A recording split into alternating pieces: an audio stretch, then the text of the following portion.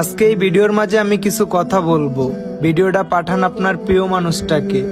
যদি সে আপনাকে ভালোবেসে থাকে তাহলে অ্যান্সারটা দিবে। কি পাঠাবেন তো? আমি শুরু করলাম। থাক না তোমার আর আমার মাঝে 1000 মাইলের দূরত্ব। মন তো জানে তোমায় আমি ভালোবাসি কত। হ্যাঁ আমি পাগল, কিন্তু রাস্তার পাগল না, আমি শুধু তোমার পাগল।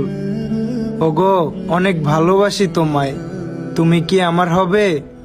আমি তোমাকে আগে একটা কথা বলে রাখি, আমি কিন্তু তোমার জন্য মরতে পারবো না।